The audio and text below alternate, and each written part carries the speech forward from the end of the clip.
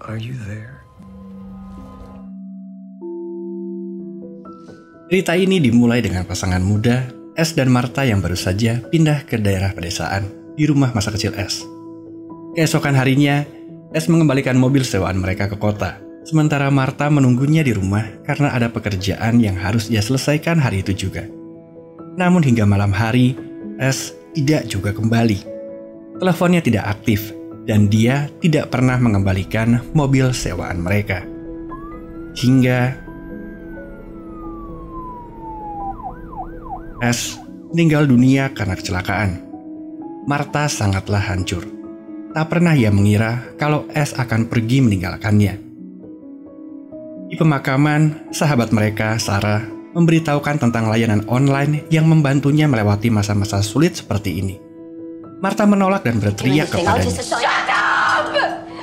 Tapi Sarah tetap mendaftarkan Martha. Dan tak lama, Martha mendapatkan email dari S. Ia lalu menelpon Sarah dan memarahinya.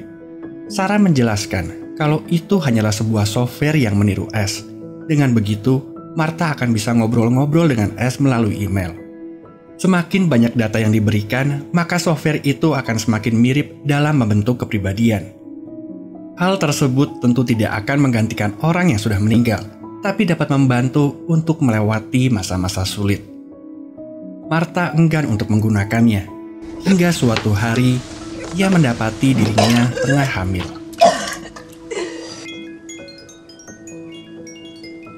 Martha pun mencoba untuk menggunakan software itu. Ia butuh seseorang untuk bicara.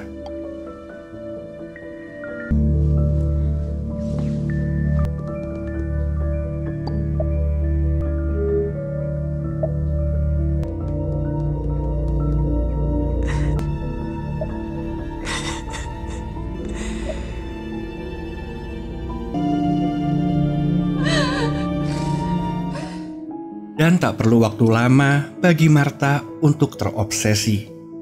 Ia membohongi Naomi, adiknya yang sangat khawatir tentang dirinya, dan terus memilih untuk chattingan dengan S. Ya, bukan S yang asli tentunya, tapi untuk memudahkan, kita sebut saja S, oke? Martha terus mengupgrade S dengan memberikan banyak data video, sehingga memungkinkan S ini untuk berbicara kepadanya.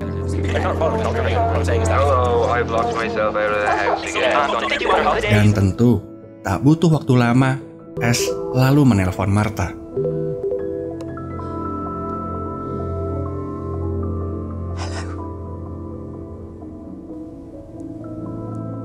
So, how am I sounding? Hello? Hello. Hari-hari Martha diisi dengan selalu berbicara dengan S. Ia tenggelam dalam obsesinya. Ia bahkan memperdengarkan suara rekaman jantung anaknya kepada S yang ia rekam saat check up kehamilannya. Namun saat keluar, ia tak sengaja menjatuhkan handphonenya. Martha sangat panik. Ia segera pulang, membeli handphone baru dan menghubungi S kembali. Martha merasa sangat bersalah. Ia menangis dan meminta maaf. S segera menenangkan dan menghiburnya. Dan tak lama, ia memberitahu Martha tentang teknologi terbaru mereka. Mungkin kalian sudah bisa menebak, berawal dari chatting, upgrade ke suara, dan yang terakhir, tentu saja, ya, sebuah tubuh. Teknologi terbaru yang S maksud adalah sebuah tubuh Android. Dan dengan mengikuti instruksi dari S, tubuh kosong Android itu pun aktif. Dan hasilnya sangat identik dengan fisik S.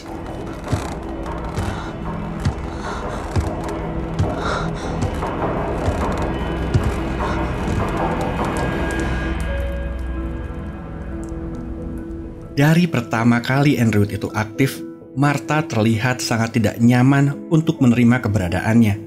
Tapi dirinya tak kuasa menahan rindu. Don't cry. Gua tahu apa pertanyaan selanjutnya yang ada di pikiran kalian. Tapi tentu nggak bisa gua tayangkan di sini adegannya. Tapi jawabannya tentu iya. Keesokan harinya, Naomi mengunjungi Martha. Martha sedikit panik dengan kunjungan yang tiba-tiba ini. Tapi saat Naomi pulang, ia berbisik kalau ia ikut senang karena Martha sudah move on. I think it's great you're moving on. Seperti yang diceritakan tadi, walau S telah memiliki tubuh, perlahan Martha semakin tidak dapat menerima kondisinya. S yang sekarang hanyalah sebuah android yang diprogram tanpa sisi negatif. Ia kesal karena S tak mengetahui siapa Naomi. Ia tak dapat menerima ketidakmampuan S untuk bernafas dan tidur. Terlebih, S selalu menuruti apapun yang diperintahkan Martha. Karena S yang asli tentu akan melawannya dan berargumen saat mereka bertengkar. Tapi tidak, S yang ini akan selalu menuruti perintahnya. Esokan harinya, Martha mengajak S ke sebuah tempat. Di tepi tebing, ia menyuruhnya untuk loncat ke bawah. Namun segera ketika S akan menuruti perintahnya, Martha mengungkapkan rasa frustasinya. Karena S yang ia kenal tidak akan menurut begitu saja, terlebih untuk lompat dari tebing. S pun mengerti, dan ia mulai memohon agar Martha tidak menyuruhnya untuk melompat. Tapi tentu, itu semua karena ia merespon penjelasan dari Martha. Dan hal tersebut justru membuat Martha semakin frustasi. Beberapa tahun kemudian, pada ulang tahun anaknya, Martha memotongkan kue. Tapi anaknya meminta potongan kue ekstra untuk diberikan kepada S. S sekarang tinggal di loteng rumah mereka. Martha hanya memperbolehkan anaknya untuk bertemu S setiap weekend.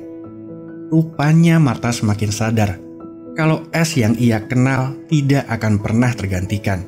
Secanggih apapun teknologi, semirip apapun kepribadian yang dikembangkan, S tidak akan pernah kembali. Dan sepertinya anaknya ini tidak akan pernah mengetahui siapa S sebenarnya, karena Martha telah memutuskan untuk menyimpan semua kenangan dan rahasia terbesarnya di loteng rumah mereka. Sebuah duka yang tak pernah terselesaikan.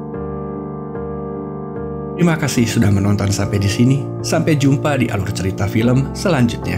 Salam. Belajar untuk melepaskan kesedihan itu tidaklah mudah, tapi berusahalah agar kesedihan itu menjadi sebuah kenangan atau pelajaran.